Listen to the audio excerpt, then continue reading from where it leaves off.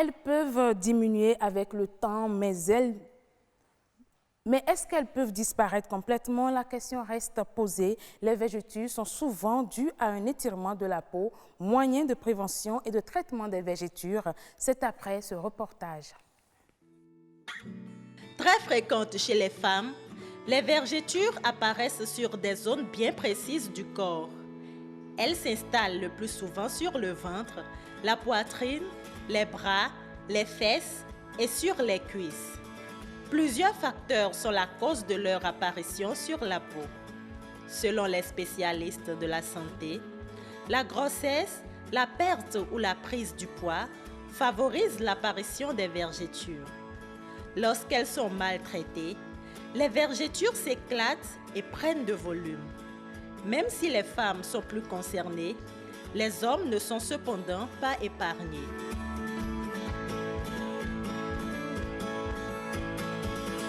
Les vergetures sont comme des cicatrices avec des traces visibles sur la peau. Même si elles ne présentent aucun risque pour la santé, les vergetures peuvent par contre être une source de gêne pour bon nombre de personnes. Plusieurs recettes sont recommandées pour éviter les vergetures, mais rares sont celles qui donnent satisfaction, soit pour prévenir ou traiter le mal. Lorsqu'elles apparaissent sur la peau, il est quasi impossible de s'en débarrasser. Néanmoins, elles peuvent être atténuées. L'une des préoccupations majeures de plusieurs personnes est de savoir s'il existe des remèdes naturels pour un meilleur traitement des vergetures sur la peau. La question reste à élucider.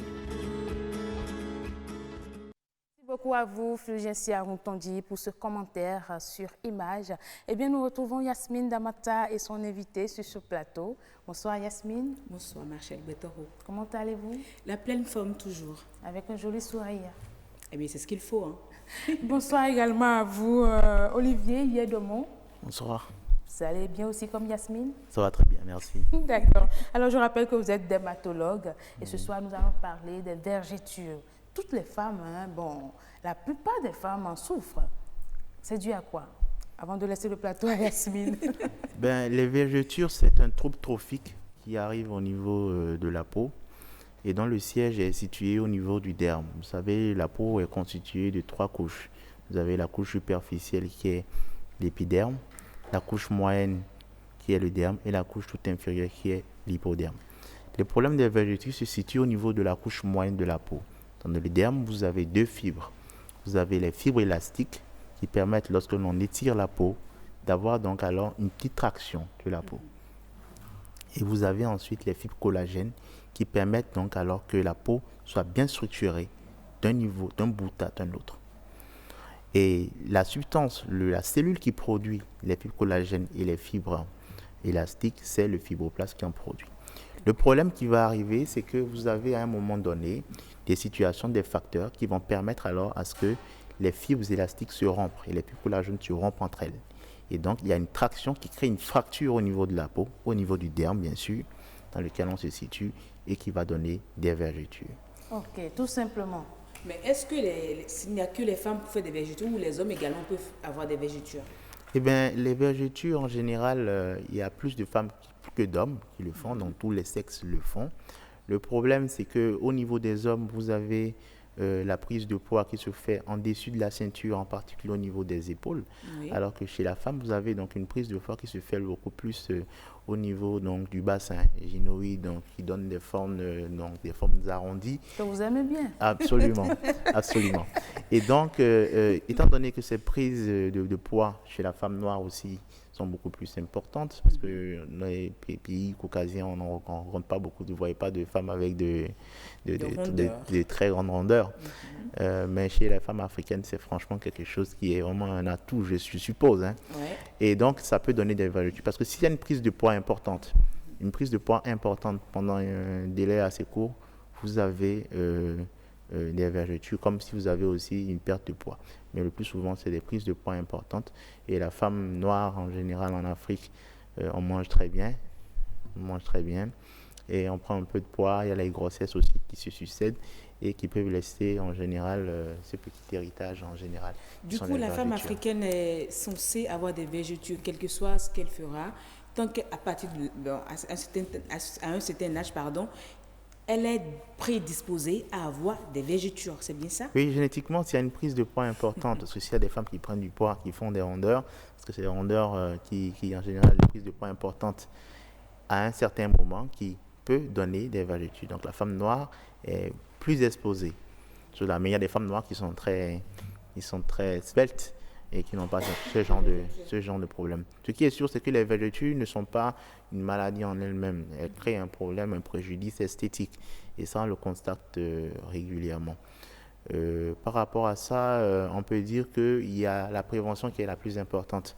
Prévenir les vergetures. Avant la prévention, je voudrais bien savoir quelles sont les autres parties du corps. Est-ce juste au niveau du bassin que la femme a des vergetures ou il y a d'autres parties du corps qui Moi, je peux te répondre à cette question.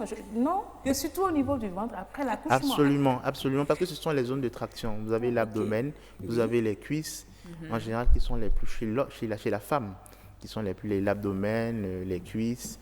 Les zones où il y a plus de prise de poids, aussi les bras, mais c'est un peu rare. C'est beaucoup plus chez les hommes qu'on retrouve au niveau de la ceinture scapulaire, au niveau des épaules, pour remarquer en général ces vergetures-là. Mais la femme aussi peut l'avoir parce que vous avez des femmes qui ont des bras qui sont assez trapus. Mais au niveau du ventre, ce n'est souvent pas dû à la prise de poids. Généralement, c'est après un accouchement, une grossesse. Est-ce que c'est un accouchement, disons, pendant que la femme est enceinte, je suppose, la peau s'étire.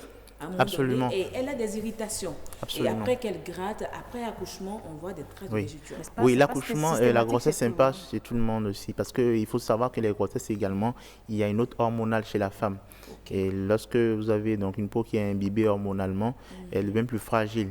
Et vous avez aussi le phénomène de l'éclaircissement, entre guillemets, de dépigmentation, qui fait qu'en général, vous utilisez des corticoïdes ou bien vous utilisez de l'hydroquinone, des substances qui vont fragiliser donc, le derme et qui vont entraîner donc, des brisures, même s'il n'y a pas de prise de poids importante. Vous avez des filles qui sont très maigres, mais qui ont des vergetures, tout simplement parce que la peau est fragilisée, l'immunité de la peau est fragilisée.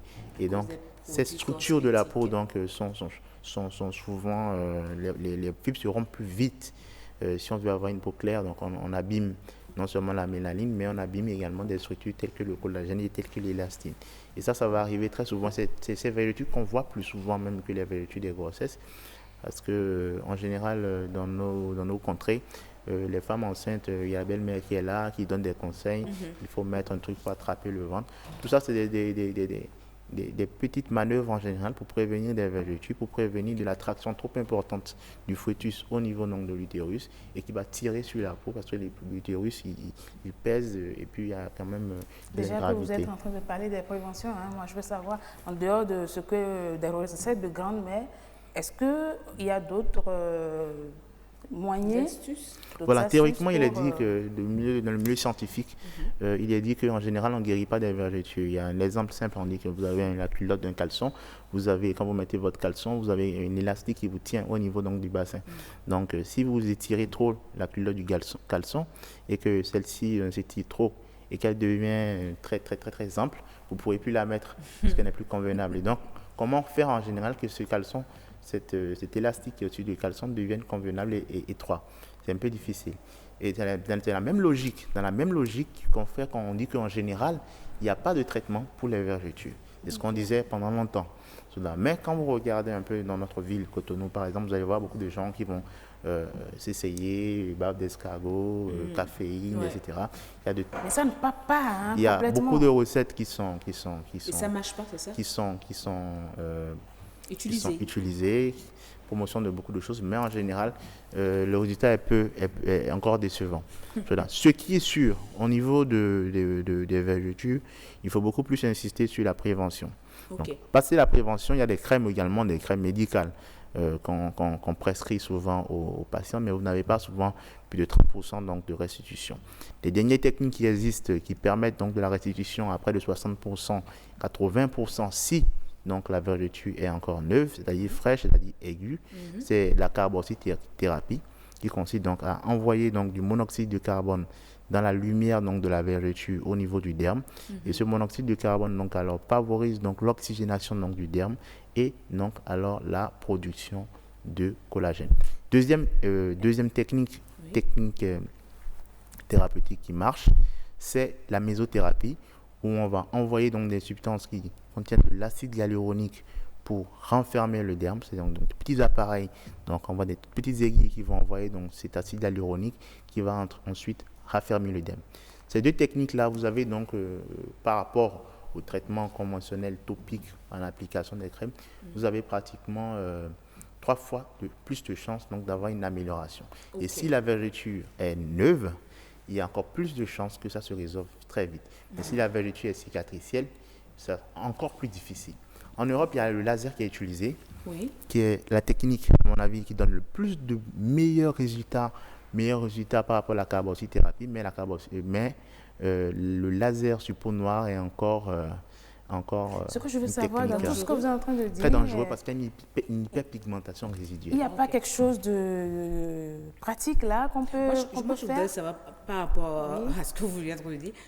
Est-ce que le beurre de karité, parce que c'est ce que nos mamans utilisent, est-ce que les mamans nous recommandent d'utiliser du beurre de karité, par exemple, pour la femme enceinte, on lui demande déjà de prendre du beurre de karité, de passer sur son ventre pour empêcher l'élasticité de sa peau. Mais le beurre de karité, c'est pas utile? Oui, le beurre de karité, c'est utile en prévention. Très utile. En plus, avec le bénéfice qu'on a de l'avoir sur le terrain, c'est une très bonne astuce en prévention. Parce que donc, vous avez le beurre de karité qui va protéger la barrière dermo-hypodermique et donc prévenir la trophicité au niveau du derme.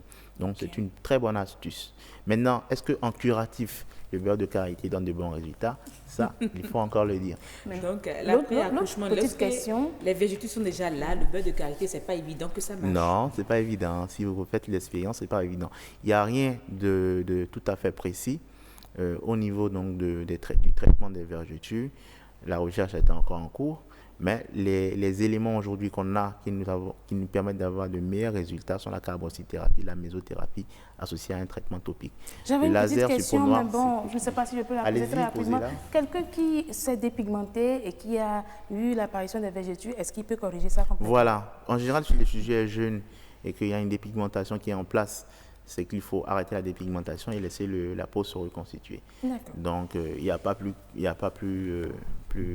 pas de magie à faire. De toutes les façons, merci beaucoup à vous, Yasmine Damanta. Je voudrais bien rappeler aux téléspectateurs. Le temps est vraiment parti, très parti. Je voudrais bien leur rappeler que les vergetures, ça ne peut pas disparaître, mais on peut les atténuer. On peut les atténuer. Il faut mieux prévenir. Et c'est terminé, c'est vraiment terminé. On peut les atténuer. Mais pour vous, les hommes qui demandez à vos femmes de vous dépigmenter, attention, hein, ce n'est pas évident que vos femmes retrouvent exactement leur peau. Merci beaucoup à vous, docteur Olivier Yedemont. C'est ça, vous êtes dermatologue. Et avec vous, nous avons parlé de la question de vergeture. Tout le monde est situé désormais.